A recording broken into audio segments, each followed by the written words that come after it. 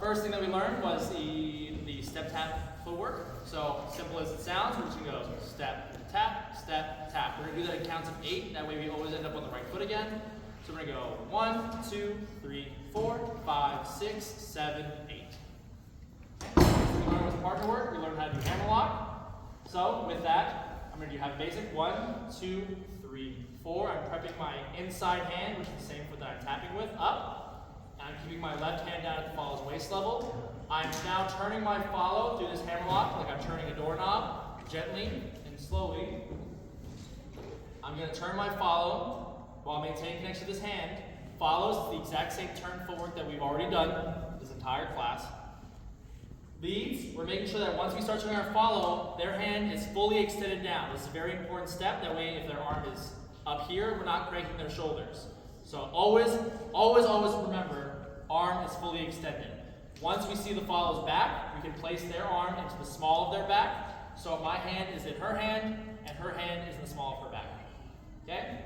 So with that, slowly through, we're going 5, 6, place in the small of the back, 7, 8. Follows, leads, it's up to you to guide the follow to complete the turn. Follows, it's up to you to face your lead at the end of the turn. Now leads, when we're in the hammerlock position, my shoulders are still squared to my follows, but I'm not in front of them. We are parallel to each other. So if we were to take our shoulders, it would still make a box if we drew a line around it. But I'm in front of her arms because it's uncomfortable to be like this across while maintaining that connection. So we're still parallel. We're not here. We're not all the way over here. Parallel to each other, but in front of each other, but just staggered from each other. Okay, from hammerlock position, let's get into that one more time. So we're doing have basic. 1, 2, 3, 4, 5, 6, 7, 8. Now from here we can do the basic.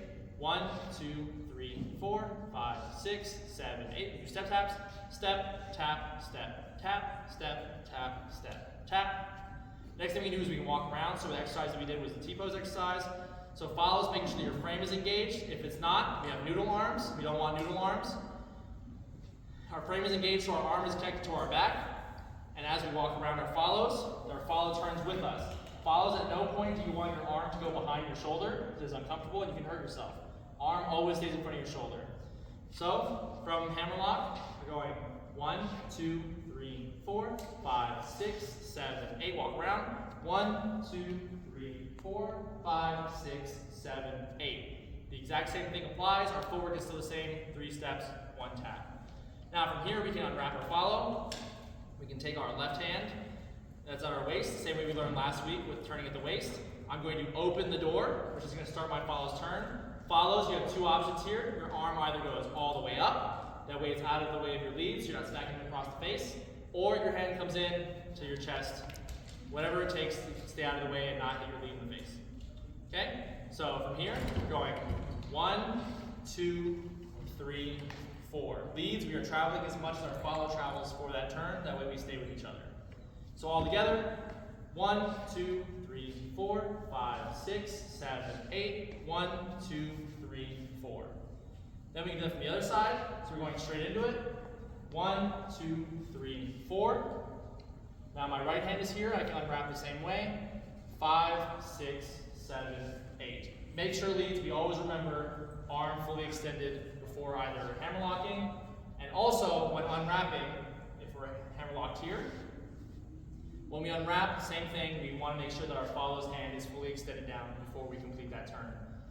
Last thing that we learned was safety for hammerlock. So it follows. Unfortunately, it's not a perfect world. There will be leads that will do this wrong. So it's up to you to protect yourself in those situations. We learned 3 ways to protect ourselves. The first way is as the lead is turning you, if you can, you're going to fully extend your own arm all the way down before completing that turn. That way you don't crank your shoulder. So the first step is 1, you realize the hand is still up, you push the hand down, and you can complete your turn. If the lead is strong arming and it's really hard to push that hand down, the next step that you can do is simply let go. 1, 2, 3, 4. You can either go to a hammerlock or just not do it all. The choice is yours, but it's very easy. They can't crank your shoulder if they're not connected to you.